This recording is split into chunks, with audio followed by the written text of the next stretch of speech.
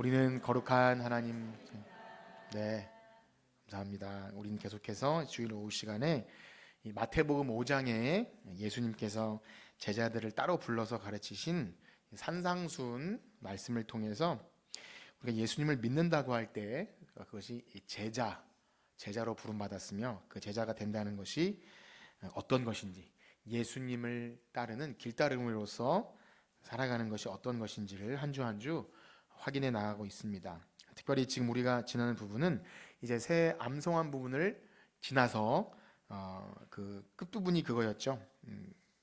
예수님께서 그 율법을 폐하러 온 것이 아니라 완전하게 하러 왔다. 그래서 이 율법을 완전하게 하러 오셨기 때문에 그러면 새 언약 백성으로 구약의 율법이 어떻게 우리에게 적용되는지, 그래서 그것을 이렇게 말했죠. 바리새인과 서기관의 의보다 더 나은 의. 그러니까 어떻게 보면 더 강조되고 더 강화된 율법이 아니라 새 언약의 빛 아래서 더 하나님을 사랑하고 이웃을 사랑하는 그걸 적극적으로 지키는 그런 의인데요. 우리가 그렇게 살아가는 것이 바로 우리를 세상에 보낸 소금과 빛. 그러니까 우리 성도들은 우리 내적으로만 즐겁고 예배드리고 은혜가 충만한 것이 아니라 복음 중심의 삶은 내적인 은혜가 항상 밖으로 나가게 되어 있죠. 그것이 우리가 주로 교회에서 하는 구제나 또 선교, 전도, 이런 외적인 또 이웃을 사랑하는 모든 것은 그냥 봉사활동이 아니라 우리 안에 하나님의 자녀라는 그런 사랑받는 신분이 확실할 때 밖으로 나오게 됩니다. 그래서 그런 착한 행실을 통해서 누가 영광을 받으시나요? 하늘에 계신 우리 아버지, 우리 부모님이죠.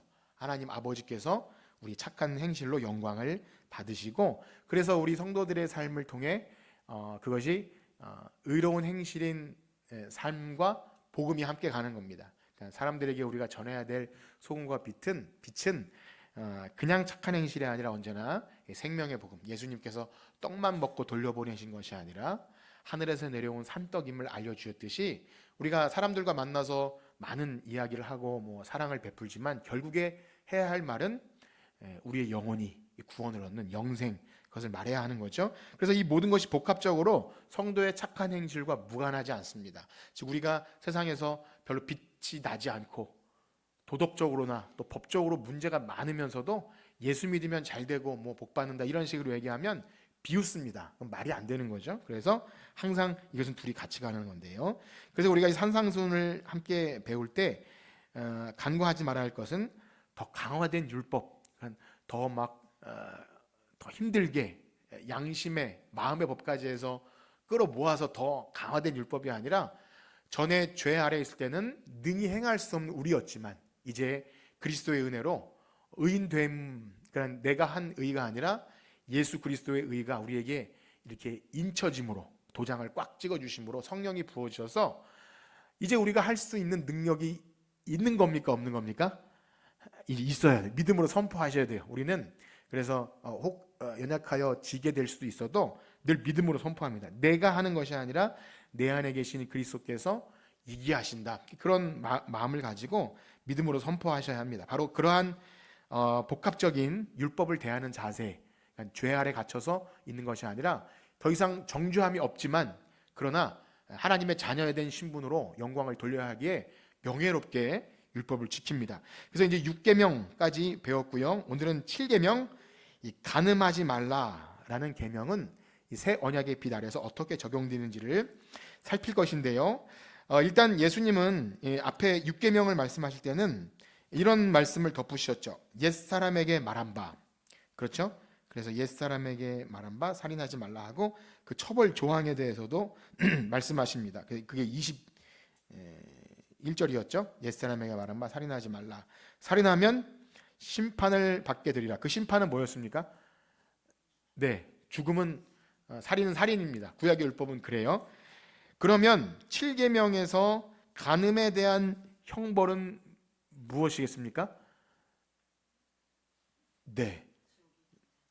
10계명 말씀에 보면 10계명 구약 말씀에 보면 이런 말씀이 있는데요. 한번 레위기 20장 10절을 한번 읽어 봅시다. 레위기 20장 10절. 시작. 누구든지 남의 아내와 간음하는 자 곧 그 간부와 음부를 반드시 죽일지니라. 형벌은 뭡니까? 사형입니다. 사형. 옛날에 그랬구나. 오늘날 간통은 죄도 아니라는데 하나님은 간음은 죽음으로 다스린다. 그렇게 하신 거예요. 자, 그런데 예수님은요, 이 7계명도 여기에는 실제로 이제 육체적으로 간음을 하게 됐을 때 일어나는 범죄이지만 역시 마음의 문제로 접근합니다. 마음의 문제. 그래서 5장 28절, 오늘 5장 28절 한번 읽어볼까요? 5장 28절 시작.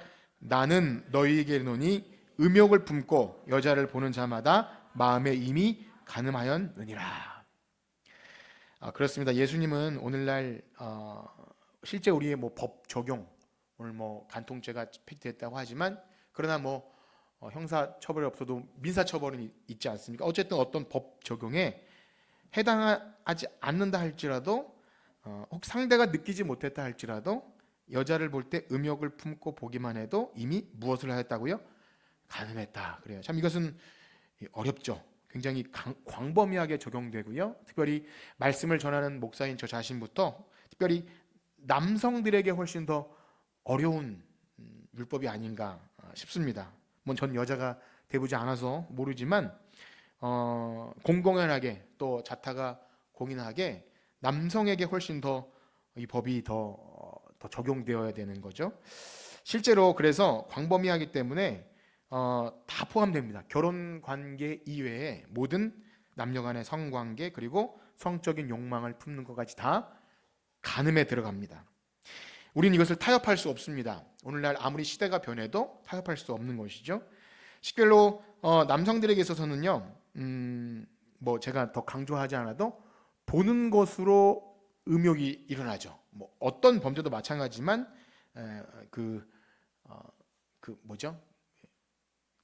갑자기 속담이 생각이 나는 어쨌든 견물, 그러니까 볼 때 마음에 탐심이 일어나는 거. 그래서 성경 구절을 찾아보면 처음 범죄가 일어날 때도 그랬습니다. 하와가 선악을 알게 하는 나무를 먹게 될 때 처음 무엇이 시작돼요?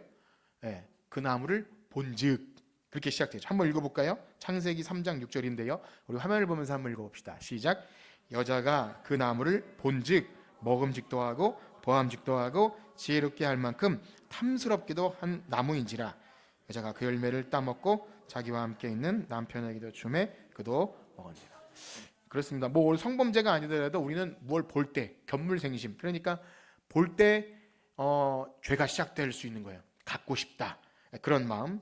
우리 요셉, 창세기 39장의 요셉 이야기도 보면요, 요셉이 그 보디발의 집에 팔려가지 않습니까? 그때도 그 주인집 마님께서 요셉을 유혹할 때도 역시 그 아내가 보기에 요셉이 용모가 빼어나고 아름다웠더라. 아름다운.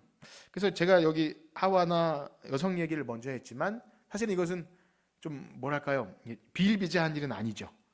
그래서 우리에게는 가장 사랑스러우면서도 그의 범죄가 너무나 안타까운 왕 누구죠?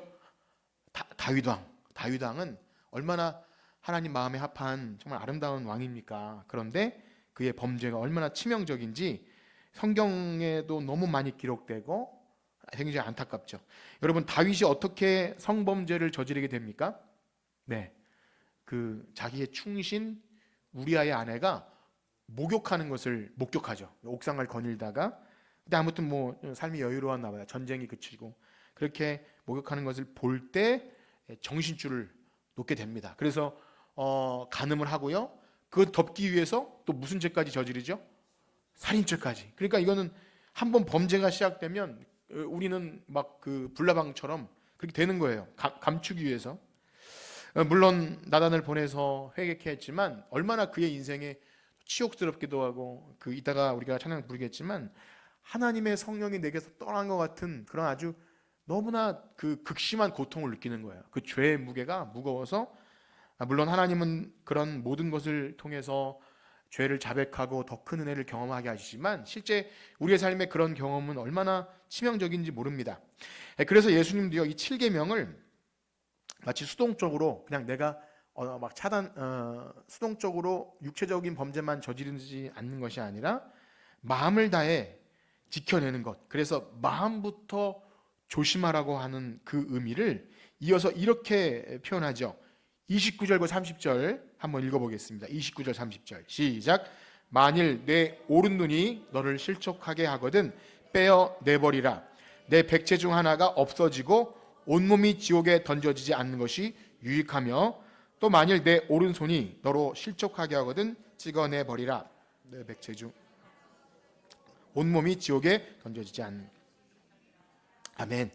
그런 거예요. 아주 작고 하찮은 범죄의 가능성들을 방치하게 될 때 그 작은 허점들이 걷잡을 수 없이 뚝이 무너지는 것이. 작은 뚝이 무너질 때 처음엔 구멍이 아주 작지만 점점 물이 이렇게 점점 하면 댐도 무너뜨리는 것처럼 죄의 욕망을 계속 우리가 이겨낼 수 없는 것. 그래서 아예 애초에 차단하라는 의미가 이 의미입니다. 우리가 특별히 의인으로 알려진 욥도 보면 욥은 얼마나 하나님 앞에서 어떻게 표현이 있냐면 정직하고 온전하고 정직하여 하나님을 경외하며 악에서 떠난 자라고 하는 욥마저도 그가 어떤 고백을 하냐면요. 욥기 31장 1절에 보면 이런 고백을 합니다. 한번 읽어볼까요? 욥기 31장 1절 시작. 내가 내 눈과 약속하였나니 어찌 처녀에게 주목하랴. 뭐 어떤 정황에서 이런 말을 했는지 이 시간 살피진 못하지만 그런 거예요. 내 눈과 약속했다. 처녀를 보면 내가 그에게 성적인 욕망을 품게 될 것 자체를 차단하기 위해서. 그래서 욥이 의인이라고 하는 것은 그가 죄의 유혹을 받지 않아서가 아니라 하나님 앞에서 코람데오죠. 하나님 앞에서 내가 범죄하는 것을 행하지 않기 위해서 차단하게 된다. 이런 겁니다.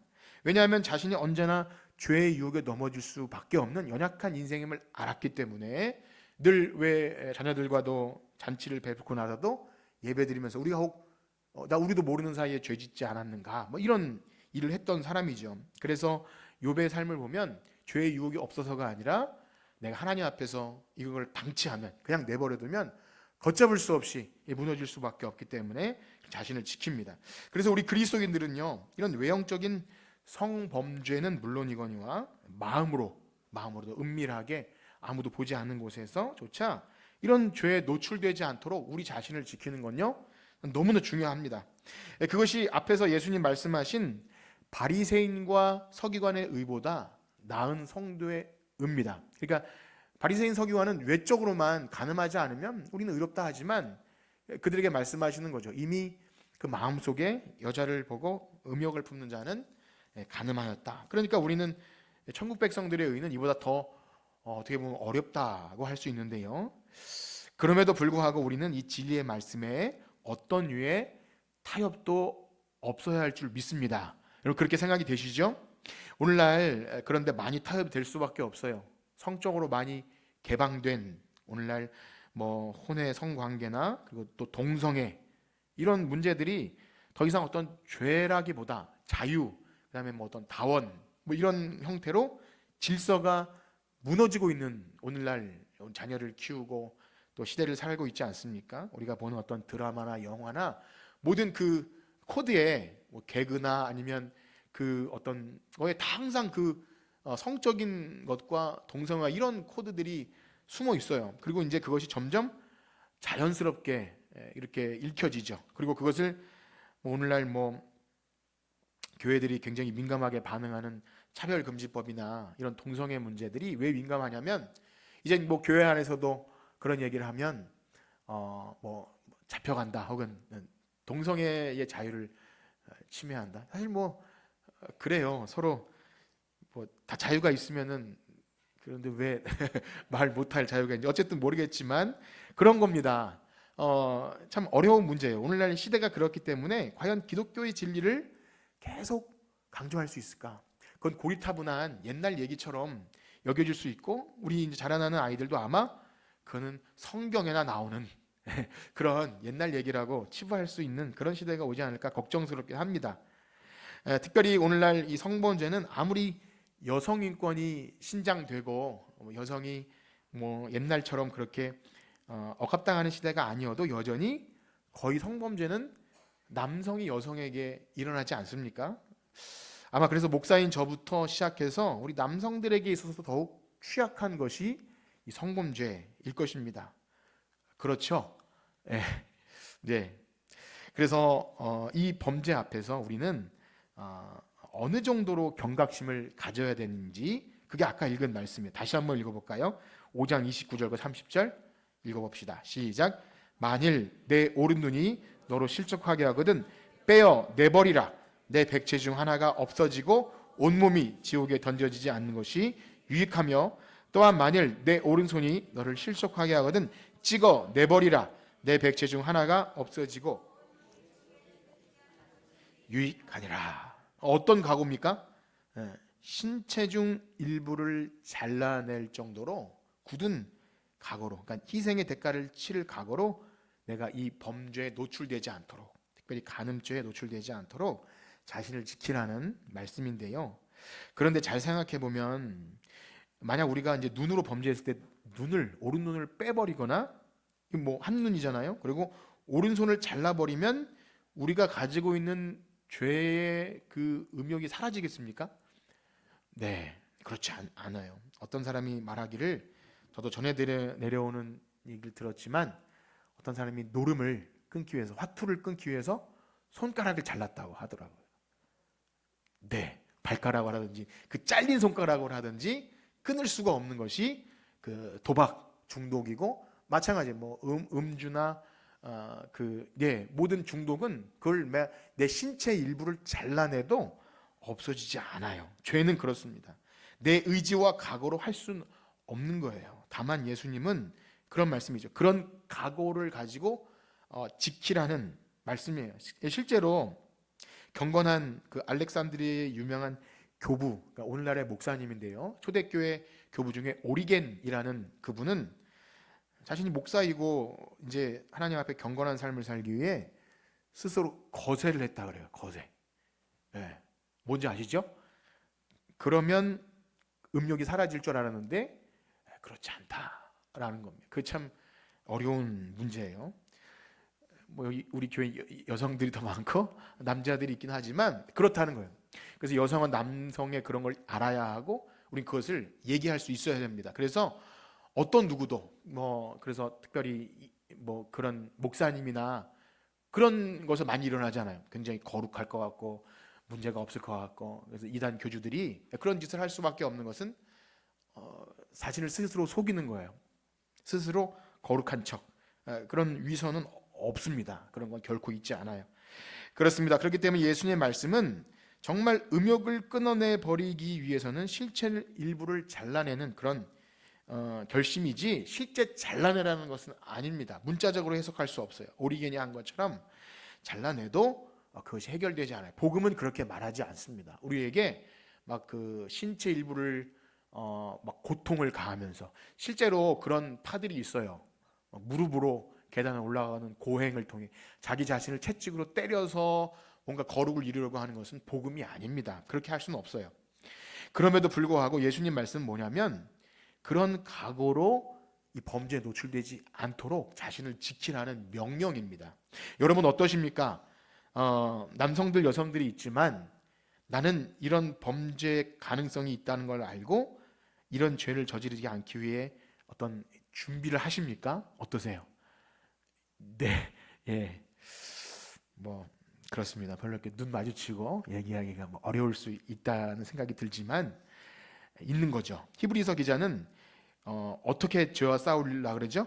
예, 피 흘리기까지 싸우라 그래요. 그래서 우리가 존 버년의 천루역정에 보면 그 칼을 쥔 손에 칼이 붙어버릴 정도로 피 흘리기까지 이 성범죄에 노출되지 않도록, 그 뭐 여러 가지 욕이 있죠. 뭐 돈도 있고 여러 가지 있지만 특별히 성도에게 있어서 이거 굉장히 치명적인 겁니다.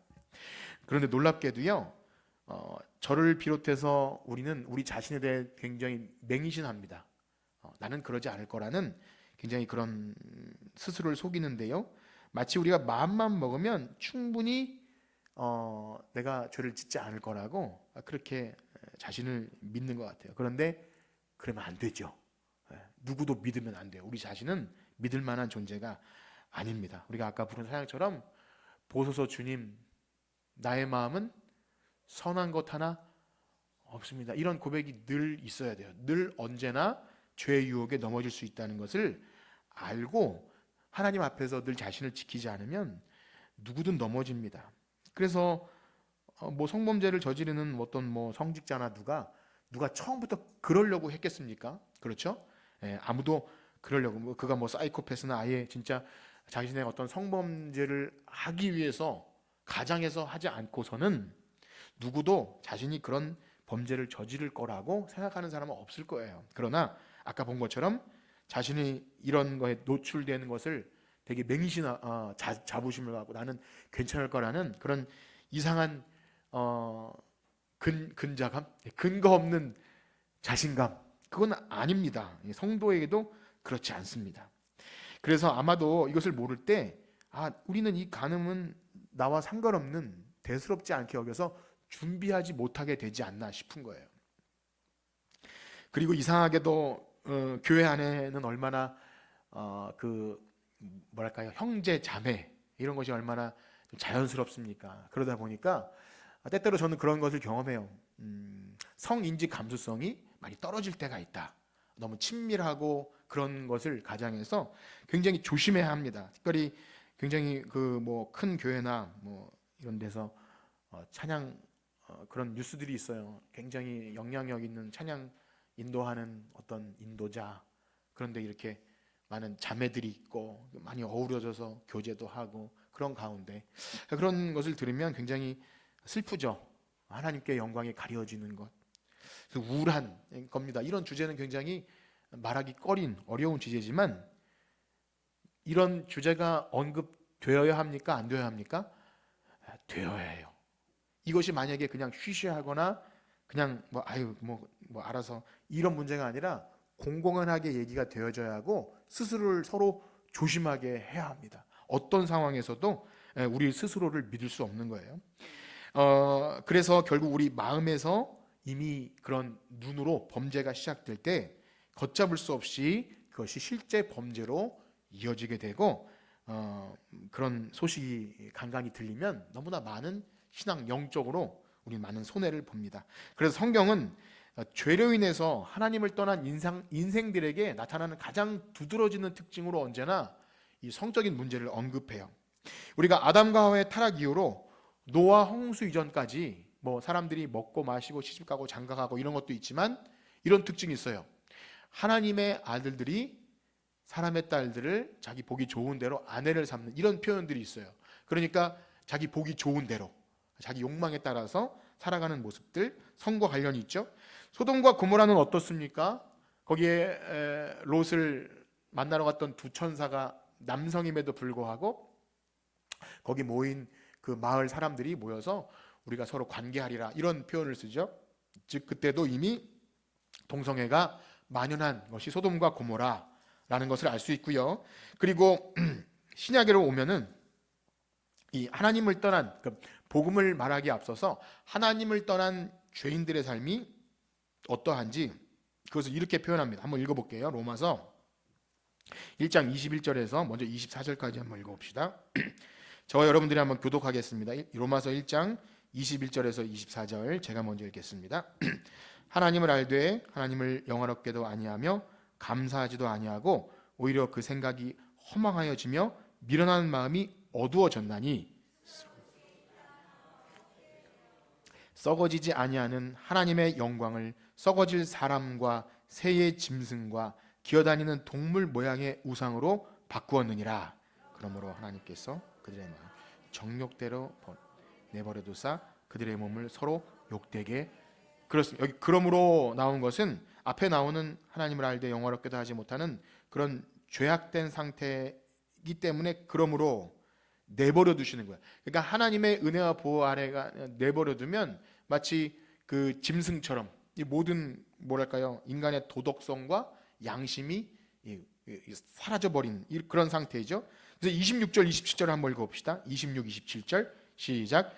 이 때문에 하나님께서 그들을 부끄러운 욕심에 내버려 두셨으니 곧 그의 여자들도 순리대로 쓸 것을 바꾸어 영리로 쓰며 그와 같이 남자들도 순리대로 여자 쓰기를 버리고 서로 향하여 음욕이 부릴 듯 하며 남자와 더불어 부끄러운 일을 행하며 그들의 그릇 때문에 상당한 보응을 그들 자신이 받았느니라. 아멘. 이것이 하나님을 떠난 인생들의 가장 대표적인 모습이 이런 하나님이 만드신 창조 질서와 성과 가정과 이런 것들을 무너뜨리는 것으로 나타납니다. 한 구절만 더 읽어볼게요. 고린도전서 6장 9절과 10절입니다. 고린도전서 6장 9절과 10절 시작. 불의한 자가 하나님의 나라를 유업으로 받지 못할 줄을 알지 못하느냐. 미혹을 받지 말라.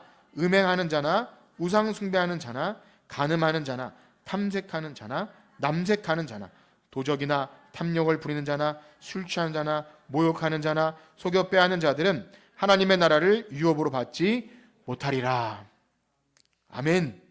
얼마나 두렵고 떨리는 말씀입니까? 이 시간 다 찾아보기 어려울 정도로 신약 성경도 여전히 이런 성적인 범죄부터 시작해서 하나님의 나라, 천국 아닙니까? 구원과 관련돼서 만약에 이런 누추한 모습을 계속 보인다면 그는 과연 구원받은 자인가를 의심할 정도로 늘 성경은 그렇게 얘기합니다. 그럼에도 오늘날 급변하는 현대사회를 살다 보면 신자들 가운데서도 이러한 성경의 교훈들을 마치 고리타분한 옛 이야기처럼 요즘은 뭐 그렇게 안 해도 된다는 식으로 자기 소견에 오른 대로 행하는 것이 있지 않나 싶습니다. 그러나 세상은 변해도 하나님의 말씀은 변치 않습니다. 우리는 이것을 믿어야 합니다. 타협 없이 믿습니다. 세상은 얼마나 결혼을 대수롭지 않게 여기는지 몰라요.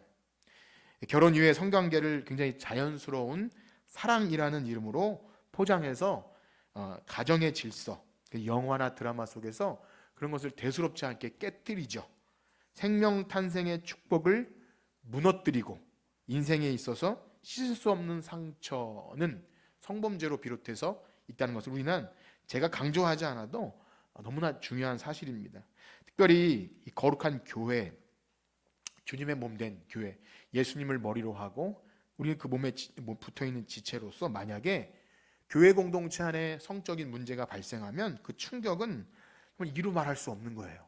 얼마나 그 여파가 크겠습니까? 정말 신체 일부를 잘라버리는 고통이 있다 할지라도 지켜야 되는 거예요. 정말 중요한 겁니다.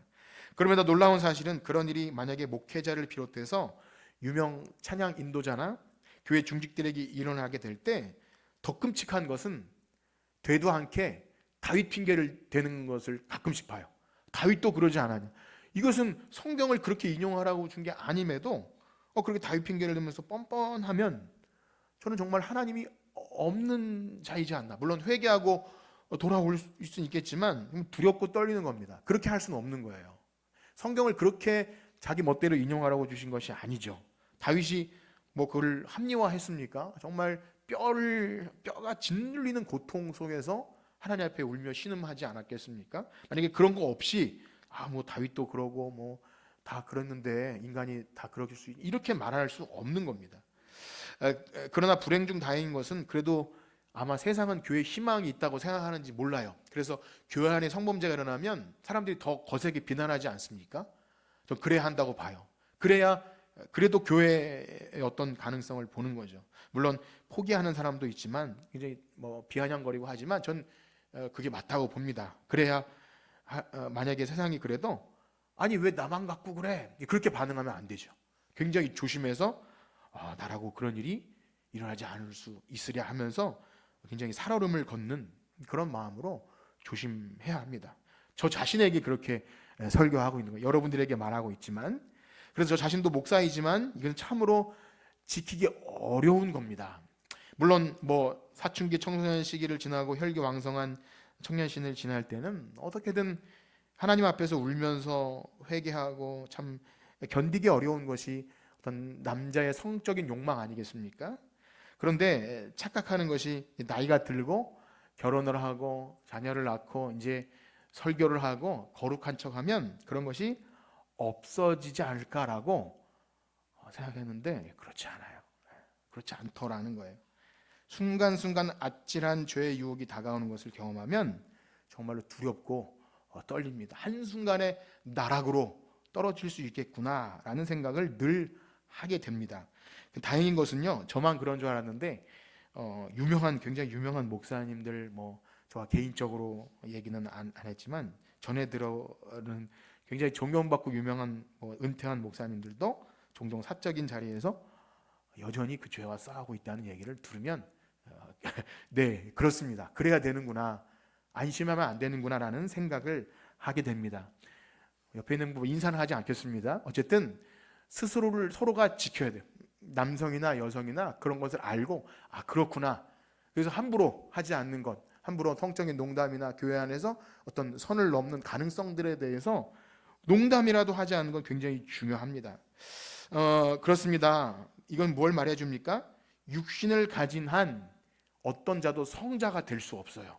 죽을 때까지, 주님 앞에 설 때까지 이것을 우리 기독교의 성화는 그걸 없어지는 방식으로 하지 않습니다. 늘 죄와 싸워 이겨야 합니다. 그리고 우리 주님 앞에 서는 그날까지 이 육신의 장막을 벗을 때까지 만약에 나태하거나 방종하고 내가 다 되었다고 생각하면 언제 떨어질지 몰라요. 그래서 바울이 그러지 않습니까? 내가 다 이루었다 함도 아니고 온전히 이루었다 함도 아니라 앞에 있는 것을 잡으려고 쫓아가는 것, 이걸 멈추는 순간 언제든지 나락에 떨어질 수 있다는 걸 알아야 돼요. 그래서 경건하고 신실한 개혁자들 가운데도 마틴 루터 목사님도 새가 머리에 앉을 수는 있어도 둥지를 틀게 내버려 두지 말라, 그런 말씀을 하세요. 그러니까 다 경험한 거죠. 그런 죄의 유혹이 있을 수 있고 하지만 방치하면 둥지를 틀 때까지 내버려둬서 안 된다.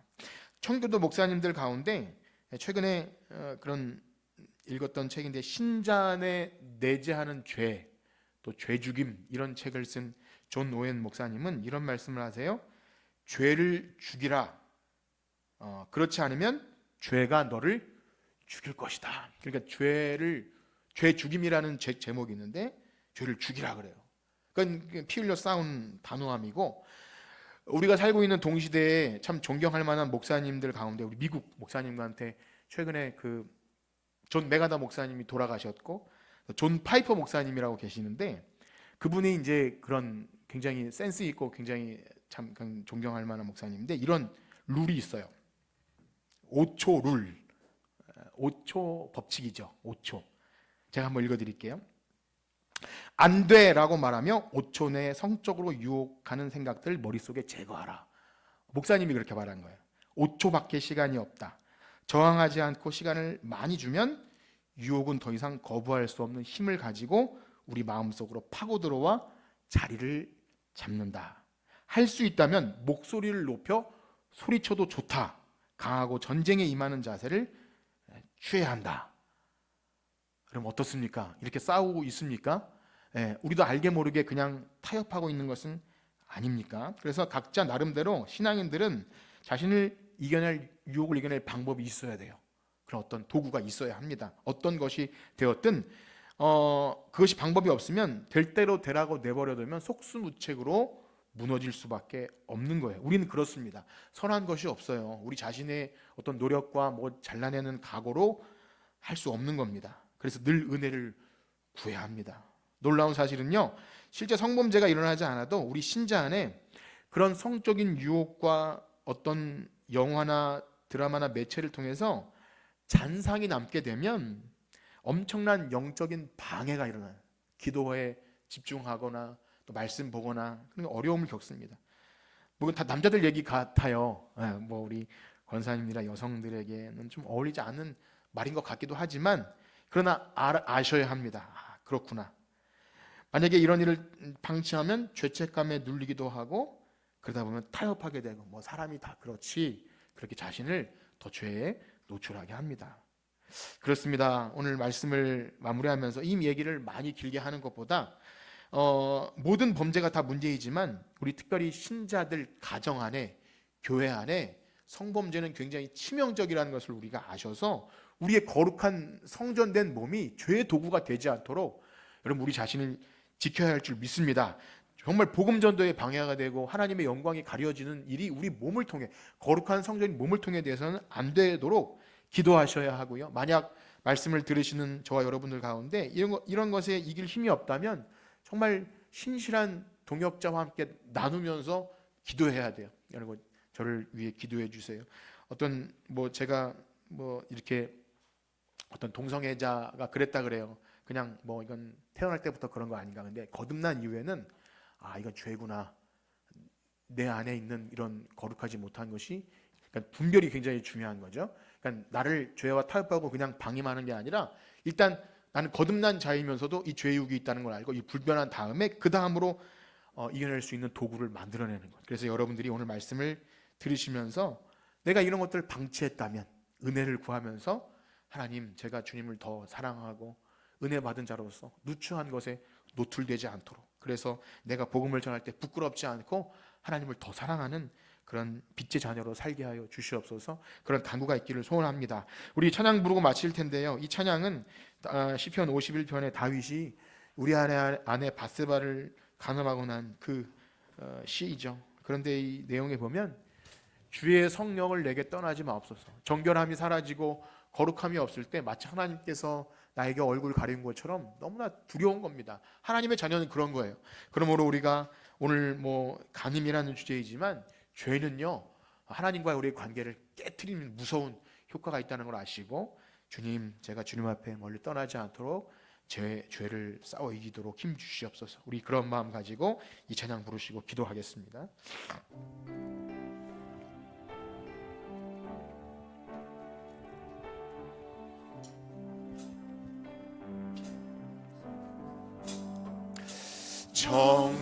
정결한 마음 주시옵소서.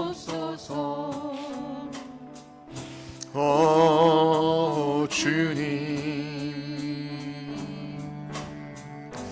정직한 영을 새롭게 하소서. 아멘. 정결한 마음 주시옵소서. 정결한 마음 주시옵소서.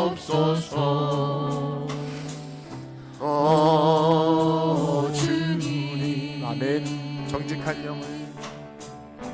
정직한 영을 새롭게 하소서. 나를 주님 앞에서 멀리하지 마시고, 나를 주님 앞에서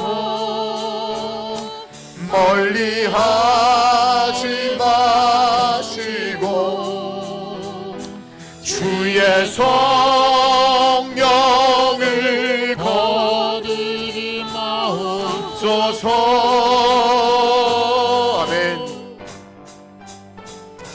그 구원의 기쁨 다시 회복시키시고 변치 않는 마음 새롭게 주소서. 다시 한번 고백합니다. 정결한 마음 주시옵소서.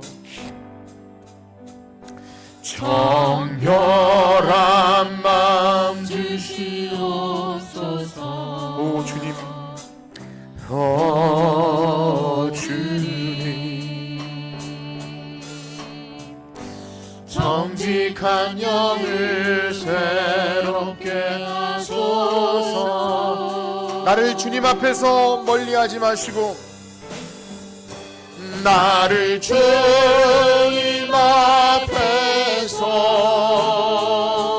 멀리하지 마시고 주의 성령을 거두지 마옵소서. 아멘. 그 구원의 기쁨, 그 구원의 기쁨 다시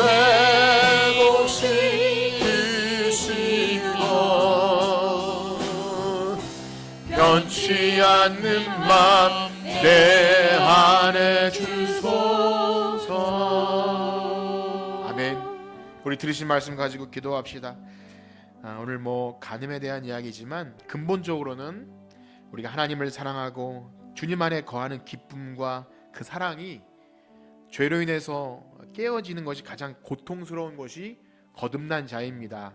하나님을 사랑하고 그 뜻대로 행하는 것이 가장 기쁘고 영광스러운 것이 빛의 자녀입니다. 그런데 우리가 죄의 유혹에 넘어져서 그 기쁨을 상실하면 죽은 것 같은 가장 치욕스럽고 그런 슬픈 경험을 하게 됩니다. 그러하기에 하나님 우리를 지켜주시옵소서. 죄의 유혹에 넘어가지 않고 이 세상 풍조가 어떠할지라도 우린 진리의 말씀을 타협하지 않고 경건한 거룩한 정결한 백성으로 살아가게 하여 주시옵소서. 기도하겠습니다. 하나님 아버지, 우리를 지켜주시옵소서. 나를 지켜주시옵소서. 언제든지 나락으로 떨어질 수밖에 없는 추악한 죄인입니다. 주님, 나를 불쌍히 여겨주시고 죄의 유혹에 넘어가지 않도록 하나님, 유혹을 당할지라도 빨리 이겨내게 하시고 물리치게 하시고 하나님을 구하게 하시고 부르게 하시고 하나님 기도로 말미암아 물리치게 하여 주시옵소서.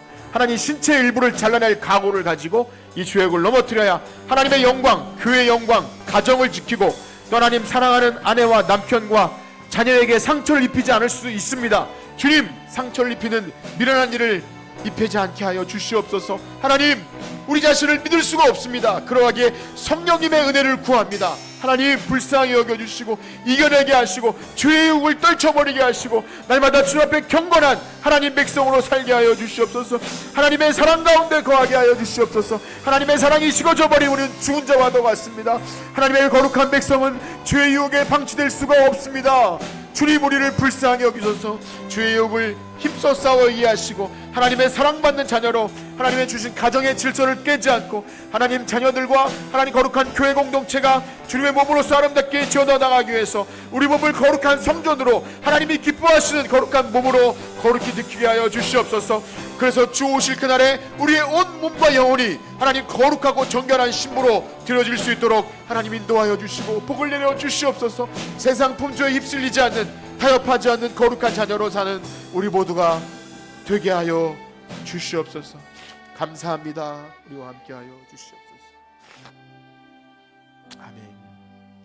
이제는 우리 주 예수 그리스도의 은혜와 하나님 아버지의 사랑하심과 성령님의 감화 감동 위로 교통하심이 오늘 우리의 육신 연약하여 지킬 수 없다 할지라도 성령님의 능력 힘입어 하나님의 빛의 자녀로서 음욕에 탐욕에 빠지지 않는 거룩한 성도로 살아가길 원하는 성천교회 성도들 머리 이 위에 이제로부터 영원토록 함께 있을지어다. 아멘.